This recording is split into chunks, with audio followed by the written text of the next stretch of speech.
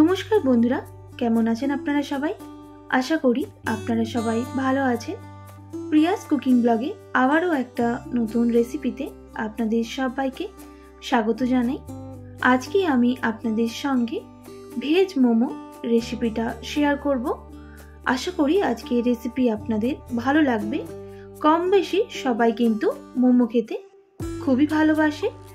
তো চলুন আজকের ভেজ মোমো রেসিপিটা বানিয়ে নেওয়া যাক। মোমো বানানোর জন্য আমি এখানে 1 বাটি মতো ময়দা নিয়ে নিয়েছি। ময়দায় কোনো রকম ময়ান দেব না, আমি সামান্য পরিমাণ নুন দিয়ে ময়দার ডোটা তৈরি করে নেব।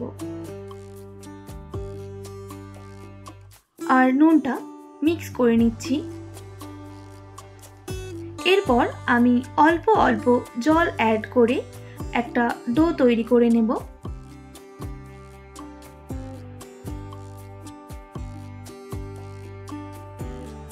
তো ডোটা খুব বেশি শক্ত বা খুব বেশি নরম হবে না। এরপর আমি সামান্য পরিমাণ ওপর থেকে তেল মাখিয়ে 20 থেকে 25 মিনিট রেস্টে রেখে দেব।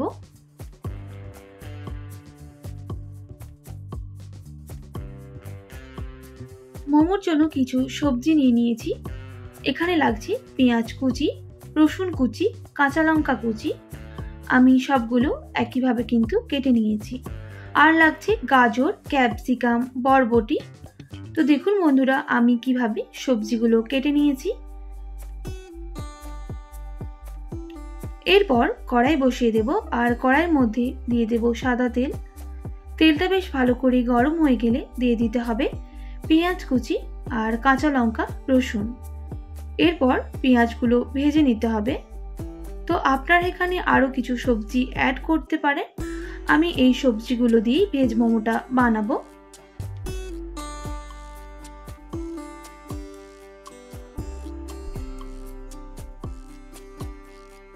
পেঁয়াজটা ভাজা হয়ে গেলে দিয়ে দেব কুচিয়ে রাখা গাজর, ক্যাপসিকাম আর বরবটি।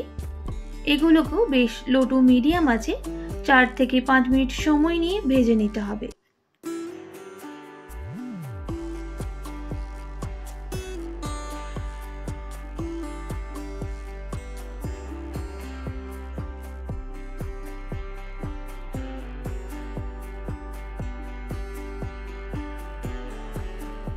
তো বেশ কিছুক্ষণ এইভাবে নাড়াচাড়া করার পর এখানে আমি স্বাদ মতো নুন দিয়ে দেব।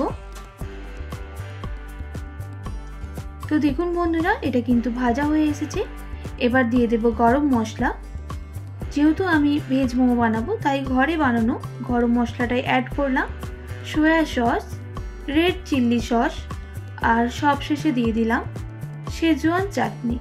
আপনারা অবশ্যই এটা স্কিপ করতে পারেন, তবে এটা দিলে এর টেস্টটা কিন্তু দুর্দান্ত হয়।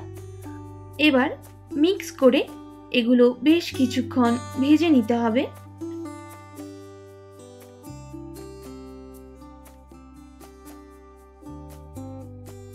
ভেজ মোমোর পুরটা একদম রেডি হয়ে গেছে।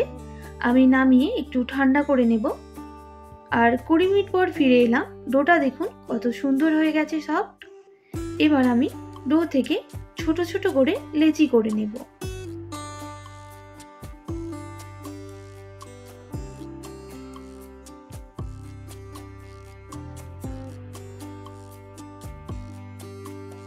আমি এই রকম সাইজে লেচি করে নিচ্ছি। আপনারা আপনাদের পছন্দ মতো কমিয়ে বা বাড়িয়ে করে নিতে পারেন।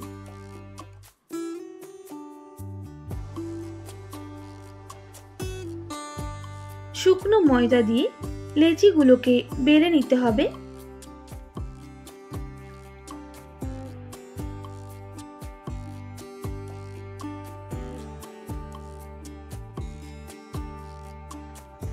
এগুলো একটু পাতলা করে বেলে নেব, তাহলে মোমোগুলো খেতেই খুব ভালো লাগবে।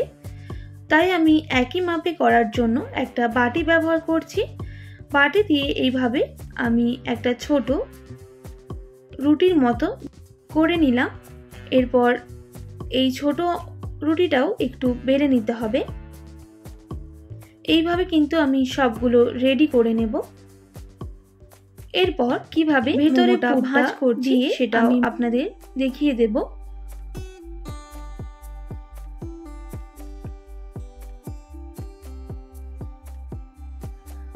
তো দেখুন বন্ধুরা, একটা রেডি হয়ে গেছে। আবারও একটা একইভাবে আমি ভাঁজ করে আপনাদের দেখিয়ে দিচ্ছি। তো সবগুলো একইভাবে রেডি করে নিয়েছি। এরপর আমি স্টিম করে নেব এই মোমোগুলো। তার জন্য আগে থেকেই আমি জল গরম বসিয়ে দিয়েছিলাম। আর যেই পাত্রে আমি মোমোগুলো রাখবো সেগুলো অবশ্যই সেই পাত্রটা একটু তেল মাখিয়ে নেবেন, তাহলে কিন্তু একদম চিটিয়ে যাবে না। এরপর সব মোমোগুলো স্টিমের জন্য আমি দিয়ে দেব।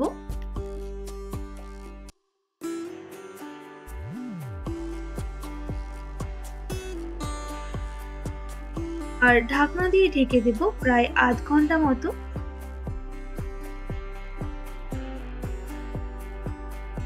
আধ ঘন্টা পর আমি ঢাকনাটা খুলে আপনাদের দেখিয়ে দিচ্ছি। মোমোটা কিন্তু আমাদের একদম স্টিম হয়ে গেছে। এবার গ্যাসের ফ্লেমটা অফ করে দিয়ে আমি এটা একটা পাত্রের মধ্যে নামিয়ে নেব।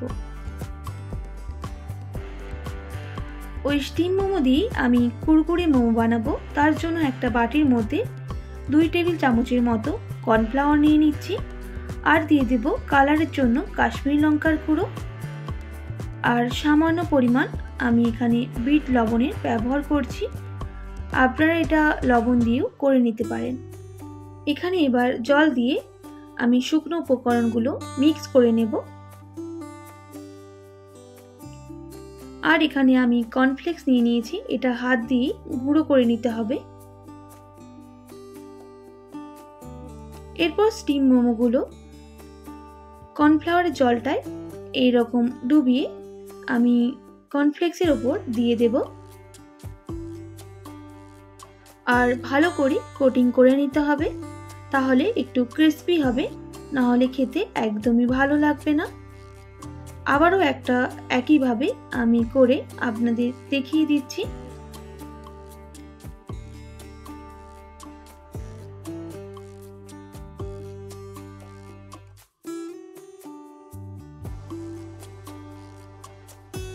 এইভাবে সবগুলো করে নেব। এখানে আমি আগে থেকেই কিন্তু তেলটা গরম হতে বসিয়ে দিয়েছিলাম। এরপর যে মোমোগুলো রেডি করে রেখেছিলাম সেগুলো তেলের মধ্যে দিয়ে লো টু মিডিয়াম আঁচে ভেজে নিতে হবে।